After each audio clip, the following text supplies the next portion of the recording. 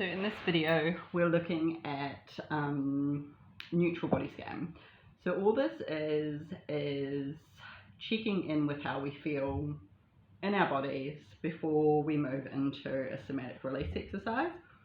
We don't have to do this, but it gives us a good opportunity, one, to just take a moment to check in with ourselves, and two, just how our body feels.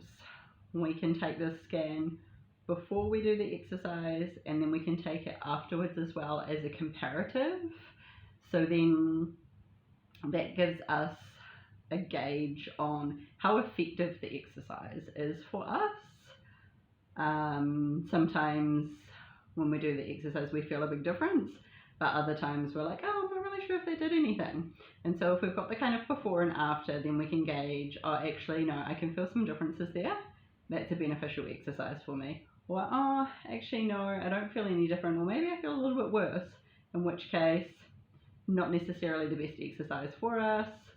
Maybe skip that one next time, maybe have a conversation with me about what's happened there and why that hasn't been a useful exercise, so that we can find something that is. So we want to lie on our backs. Again, it's good to have our head down on the floor, but that doesn't feel comfortable for everybody for various reasons. So there's nothing wrong with placing a pillow under our head. The basic position will be to have our legs out long. However, if you find that you've got lower back problems or something else going on, that means having our legs out long causes pain, tension, whatever, then it's absolutely fine to have our knees bent and our feet on the floor.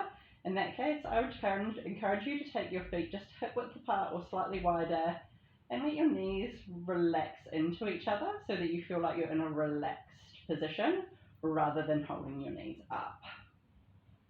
To take our legs into the out long position, rather than just lifting them and taking them out, we're going to do one at a time. We're going to let one knee gently just roll out to the side, and that will take the edge of our foot to the floor, and then we're going to slide the edge of the foot along, take that leg out long, and the same on the other side. And that just prevents our lower back from jamming up to stabilize the pelvis.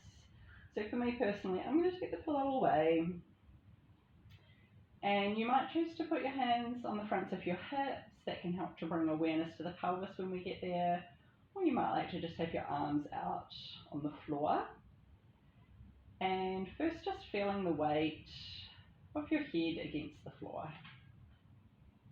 And you might feel that it feels like the head is slightly turned to one side, or it might be in the middle. And you might choose to just gently roll your head one side and then to the other side. This will give you a little gauge on the movement in your neck at the moment. From here, shifting down and noticing the weight of your shoulder blades, how they touch the floor. Maybe there's a gap behind the shoulders, between the shoulders and the mat, and just feeling into how that feels on both sides.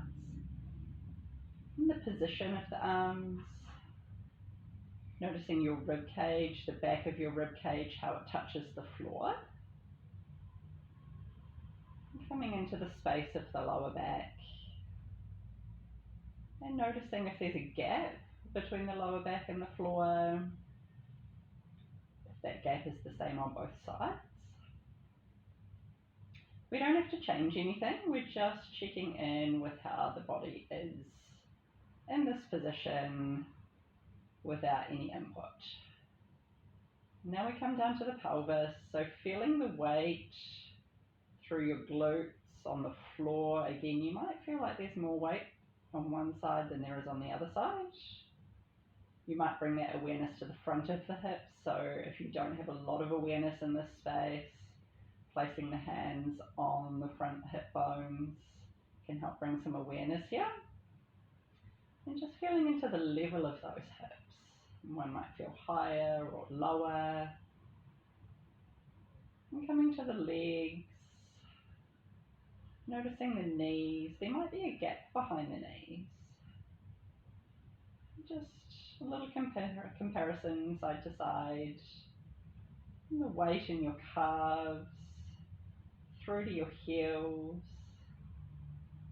Checking in with the direction that your feet are facing. Maybe one feels like it turns out more than the other.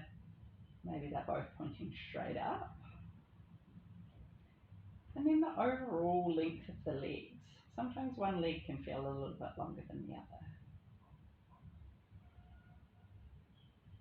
So then when we've completed our body scan, to shift into whatever the next position is, we're going to reverse that leg movement.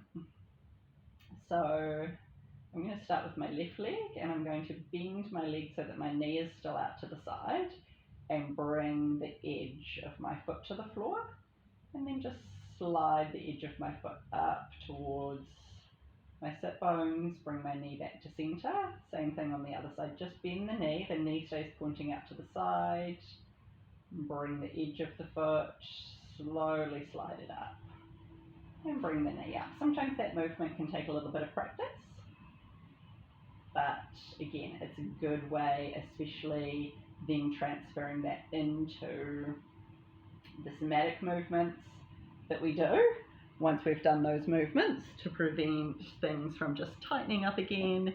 Just using the leg sliding movement is a really useful tool.